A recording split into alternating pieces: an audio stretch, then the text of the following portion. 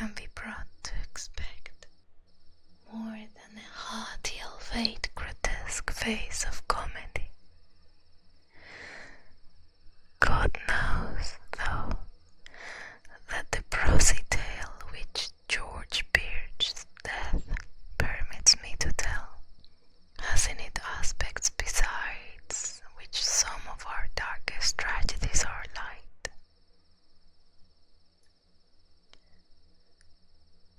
Birch acquired the limitation and changed his business in 1881, yet never discussed the case when he could avoid it.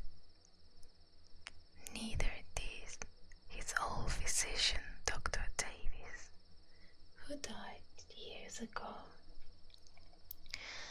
It was generally stated that the affliction and the shock were results of an unlucky sleep, whereby Birch had locked himself for 9 hours in the receiving tomb of Peg Valley Cemetery, escaping only by crude and disastrous mechanical means. But while this much was undoubtedly true, there were others and blacker things which the man used to whisper to me in his drunken delirium towards the last. He confided in me because I was his doctor, and because he probably felt the need of confiding in someone else after David dies. He was a bachelor, wholly without relatives. Birch, before 1881, had been the village undertaker of Peg Valley, and was a very callous and primitive specimen, even as such specimens go. The practices I heard attributed to him would be unbelievable today, at least in a city. And even Peg Valley would have shuddered a bit had it known the easy ethics of its mortuary artist in such debatable matters as the ownership of costly laying out apparel invisible beneath the casket lid, and the degree of dignity to be maintained in posing and adapting the unseen members of lifeless tenants to containers not always calculated with sublimest accuracy. Most distinctly, Birch was lax, insensitive, and professionally undesirable. Yet I still think he was not an evil man. He was merely crass of fire and function, thoughtless, careless, and liquorish, as his easily avoidable accident proves, and without that modicum of imagination which holds the average citizen within certain limits fixed by taste. Just where to begin Birch's stories I can hardly decide, since I am no practiced teller of tales. I suppose one should start in the cold December of 1880, when the ground froze, and the cemetery delvers found they could dig no more graves till spring. Fortunately, the village was small and the death rate low, so that it was possible to give all of Birch's inanimate charges a temporary haven in the single antiquated receiving tomb. The undertaker grew doubly lethargic in the bitter weather, and seemed to outdo even himself in carelessness.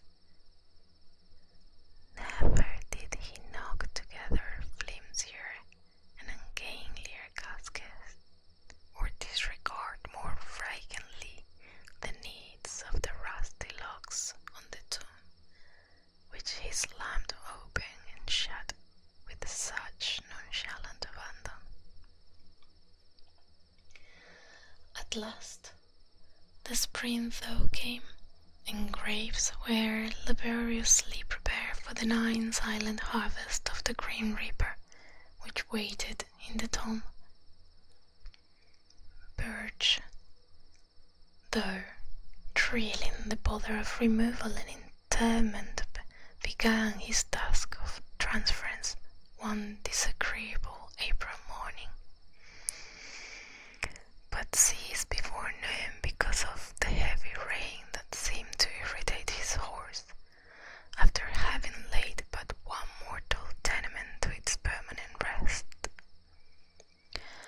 That was Darius Beck, the nonagerian, whose grave was not far from the tomb.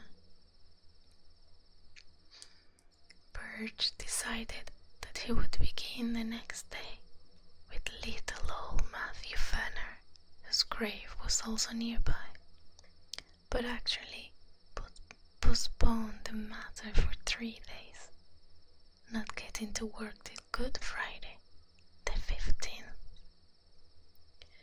Being without superstitions, he did not heed the day at all, though ever afterwards he refused to do anything of importance on that fateful 6th day of the week. Certainly, the events of that evening greatly changed George Birch. On the afternoon of Friday, April 15th, Birch set out for the tomb with a horse and a wagon to transfer the body of Matthew Fenner. That he was not perfectly sober, he subsequently admitted, though he had not then taken to the wholesale drinking, by which he later tried to forget certain things. He was just dizzy and careless enough to annoy his sensitive horse, which, as he drew it viciously up at the tomb, neighed and pawed and tossed its head, much as of that former occasion when the rain had vexed it. The day was clear, but a high wind had sprung up, and Birch was glad to get shelter as he unlocked the iron door and entered the side-heeled vault. Another might not have relished the damp, odorous chamber with the 8 carelessly placed coffins, but Birch in those days was insensitive and was concerned only in getting the right coffin for the right grave. He had not forgotten the criticism aroused when Hannah Bixby's relatives, wishing to transport her body to the cemetery in the city, whither they had moved, found the casket of Judge Capwell beneath her headstone. The light was dim, but Birch's sight was good, and he did not get Asaph Sawyer's coffin by mistake, although it was very similar. He had indeed made that coffin for Matthew Fenner, but had cast it aside at last as too awkward and flimsy, in a fit of curious sentimentality aroused by recalling how kindly and generous the little old man had been to him during his bankruptcy 5 years before. He gave old Matt the very best his skill could produce, but was thrifty enough to save the rejected specimen and to use it when Asaph Sawyer died of malignant fever. Malignant. Sawyer was not a lovable man, and many stories were told of his almost inhuman vindictiveness and tenacious memory for grounds real or fancied. To him, Birch had felt no compunction in assigning the carelessly made coffin, which he now pushed out of the way in his quest for the Fenner casket. It was just as he had recognized old Matt's coffin that the door slammed in the wing, leaving him in the dusk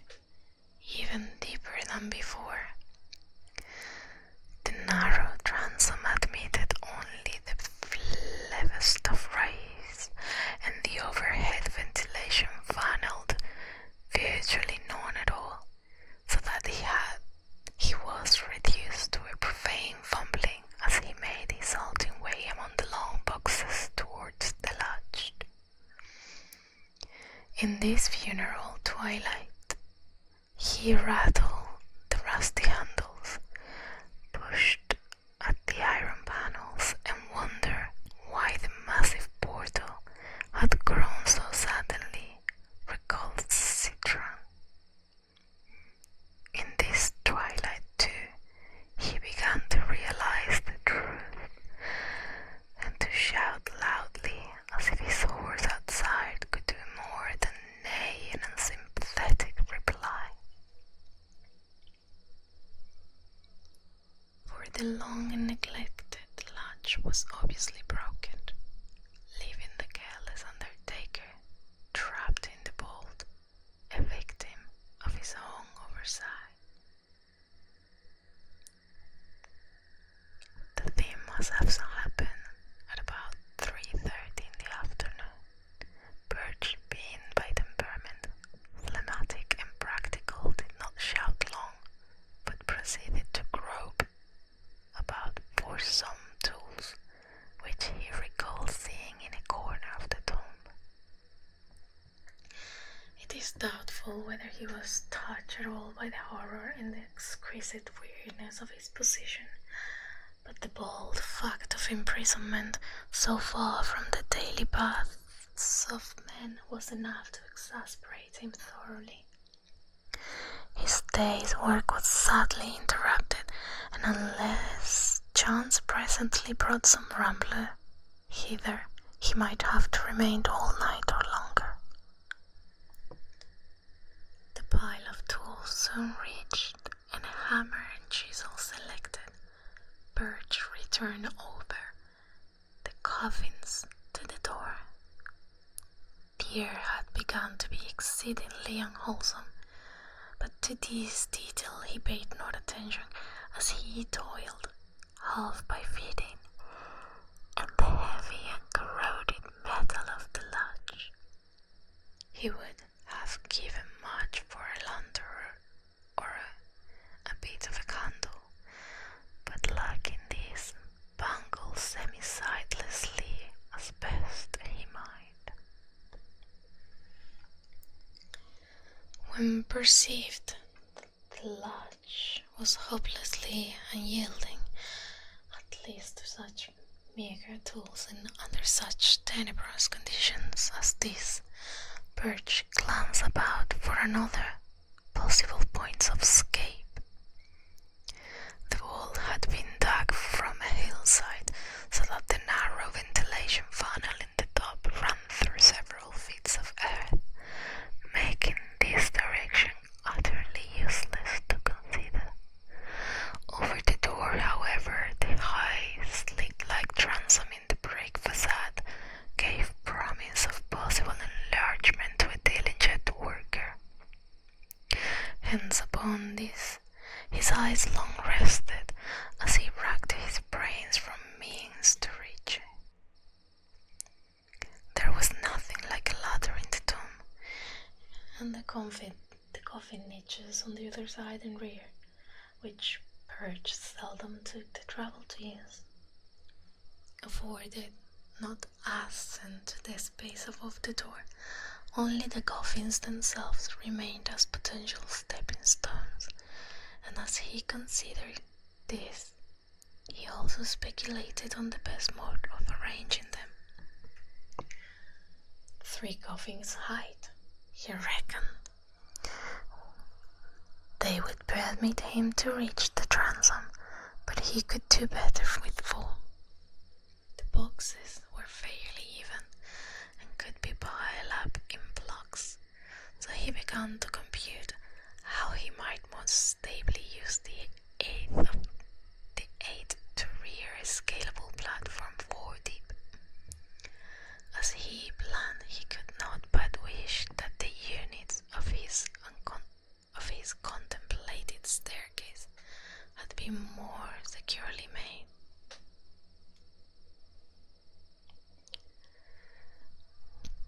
Whether he had imagination enough to wish they were empty is strongly to be doubted.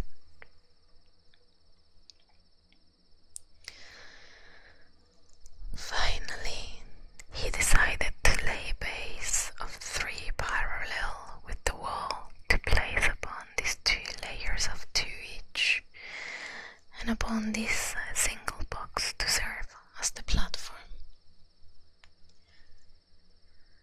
This arrangement could be ascendant with a minimum of awkwardness and would furnish the desired height. Better still though, he would utilize only 2 boxes of the base to support the structure, leaving one free to be piled on top in case the actual feat of escape required an even greater altitude. And so the prisoner toiled in the twilight, having the unresponsive remnants of mortality with little ceremony as his miniature Tower of Babel rose course by course. Several of the coffins began to split under the stress of handling, and he planned to save the stoutly built casket of little Matthew Fanner for the top, in order that his feet might have as surface as possible.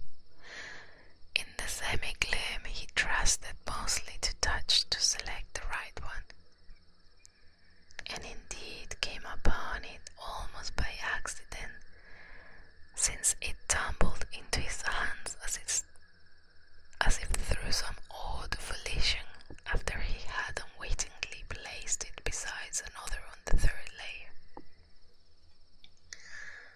The tower at length finished, and his aching arms rested by a post, during which he sat on the bottom step of his grim device. Birch cautiously ascended with his tool and stood abreast of the narrow transom. The borders of the space were entirely of brick, and there seemed little doubt but that he could surely chisel away enough to allow his body to pass.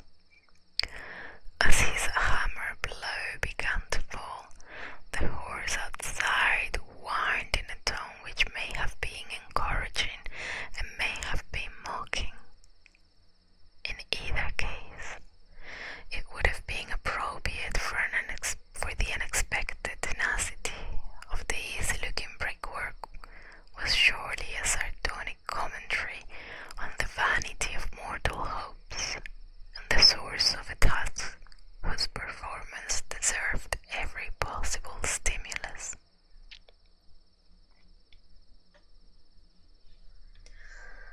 Dusk fell, and found Birch still toiling. He worked largely by feeling now, since newly gathered clouds hid the moon, and though progress was still slow, he felt heartened at the extent of his encroachment on the top and bottom of the aperture. He could, he was sure, get out by midnight, though it is characteristic of him that this thought was untinged with eerie implications. Undisturbed by oppressive reflections on the time, the place, and the company beneath his feet, he philosophically chipped away the stony brickwork, cursing when a fragment hit him in the face, and laughing when one struck the increasingly excited horse that pawed near the cypress tree. In time the whole grew so large that they ventured to try his body in it now and then, shifting about so that the coffins beneath him rocked and creaked. He would not, he found, have to pile another of his platforms to make the proper height, for the whole was on exactly the right level to use as soon as its size might permit. It must have been midnight at least when Birch decided that he could through the transom. Tired and perspiring despite many rests, he descended to the floor and sat a while at the bottom box to gather strength for the final crickle and leap to the ground outside. The hungry horse was neighing repeatedly and almost uncannily, and he vaguely wished it would stop. He was curiously elated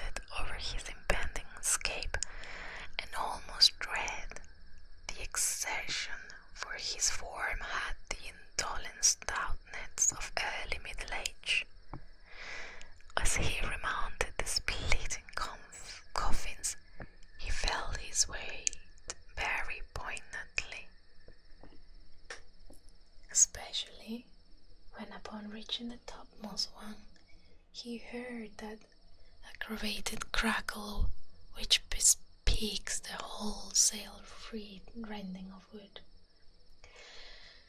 He had, it seems, planned in vain when choosing the stoutest confing for the platform, for no sooner was his full bulk again upon it than the rotten lid gave way, jouncing him 2 feet down on a surface which even he did not care to imagine.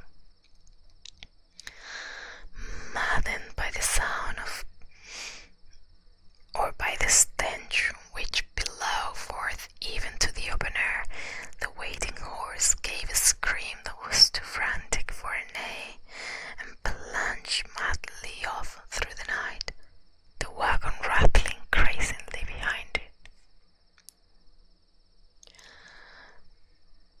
Birch, in his ghastly situation, was now too low for an easy scramble out of the enlarged transom, but gathered his energies for a determined try. Clutching the edges of the aperture, he sought to pull himself up, when he noticed a queer retardation in the form of an apparent drag on both his ankles. In another moment he knew fear for the first time that night, for struggle as he would, he could not shake clear of the unknown grasp which held his feet in breathless captivity. Horrible pains, as of savage wounds, shot through his calves, and in his mind was a vortex of fright mixed with an unquenchable materialism that suggested splinters, loose nails, or some other attribute of a breaking wooden box. Perhaps he screamed. At any rate, he kicked and squirmed frantically, and automatically, whilst his consciousness was almost eclipsed in a half-swoon. Instinct guided him in his wriggle through the transom, and in the crawl which followed his jarring thud on the damp ground. He could not walk, it appeared. And the emerging moon must have witnessed a horrible sight as he dragged his bleeding ankles towards the cemetery lodge, his fingers clawing the black mold in his brainless haste, and his body responding with the maddening slowness from which one suffers when chased by the phantoms of nightmares.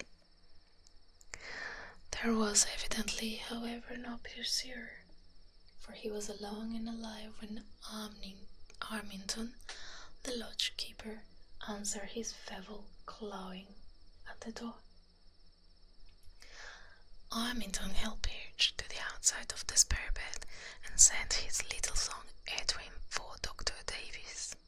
The afflicted man was fully conscious, but would say nothing of any consequence, merely muttering such things as, "Oh, my ankles, let go, or shut it in the tomb." Then the doctors came with his medicine case and asked crisp questions, and removed the patient's outer clothing, shoes and socks. The wounds for both ankles were frightfully lacerated about the Achilles tendons, seems to puzzle the old physician greatly, and finally, almost to frighten him, his questioning grew more than medically tense, and his hand shook as he dressed the mangled members, binding them as if he wished to get the wounds out of sight as quickly as possible. For an impersonal doctor, David's ominous and awestruck cross-examination became very strange indeed, as he sought to drain from the weekend undertaker every least detail of his horrible experience. He was oddly anxious to know if Birch Birch were sure of the identity of that top coughing of the pile, how he had chosen it, how he had been certain of it as the Ferner coughing in the dusk, and how he had distinguished it from the inferior duplicate coughing of vicious ass of Sawyer. Would the Ferner casket have caved in so readily? Davies, an old-time village practitioner, had of course seen both at their respective funerals, and indeed he had attended both Fenner and Sawyer in their last illness. He had even wondered at Sawyer's funeral how the vindictive farmer had managed to lie straight in a box so closely akin to that of the diminutive Fenner. After a full 2 hours, Dr. David left. He was urging Birch to insist at all times that his wounds were caused entirely by loose nails and splintering wood. What else, he added, could ever in any case be proved or believed? But it would be well to say as little as could be said, and to let no other doctor treat the wounds. Birch needed this advice all the rest of his life till he told me this story, and when I saw the scars, ancient and written as they were, I agreed that he was wise in so doing. He always remained lame, for the great tendons have been severed, but I think the greatest lameness was in his soul. His thinking processes, once so phlegmatic and logical, had become scarce, and it was pitiful to note his response to certain chance solutions such as Friday, Tom, coughing, and words of less obvious concatenation. His frightened horse had gone home, but his frightened wits never quite did that. He changed his business, but something always preyed upon him. It may have just been fear, and it may have been fear mixed with a queer, belated sort of remorse for bygone crudities. His drinking, of course, only aggravated what it was meant to alleviate. When Dr. David left the Birch that night, he had taken a lantern and gone to the old receiving tomb.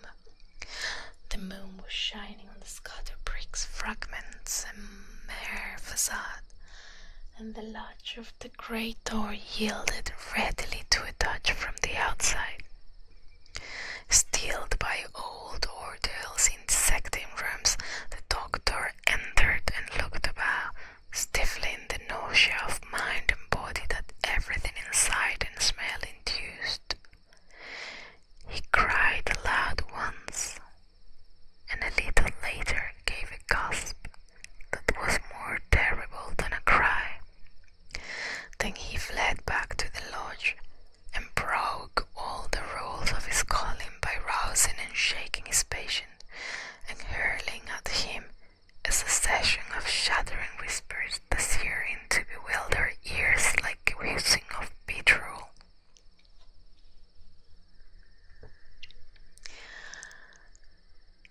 It was a half-scoffing Birch, just as I thought. I knew his teeth, with the front one missing on the upper jaw. Never, for God's sake, shoot those wounds. The body was pretty badly gone, but if ever I saw vindictiveness on any face, or form a face, you know what a fiend he was for revenge, how he ruined all Raymond 30 years after their boundary suit, and how he stepped on the puppy that snapped at him a year ago last August. He was the devil incarnate, Birch, and I believe his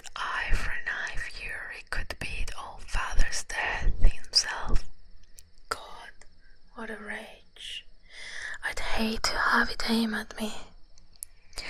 Why did you do it, Birch? He was a scoundrel, and I don't blame you for giving him a cast-aside coughing. But you always did go too damn far, well enough to skimp on the thing some way. But you knew what a little man old Werner was. I'll never get the picture out of my head as long as I live. You kicked hard, for as Saf's coffin was on the floor, his head was broken in, and everything was tumbled about. I've seen sights before, but there was one thing too much here. An eye for an eye. Great heavens, Birch. But you got what you deserved. The skull turned my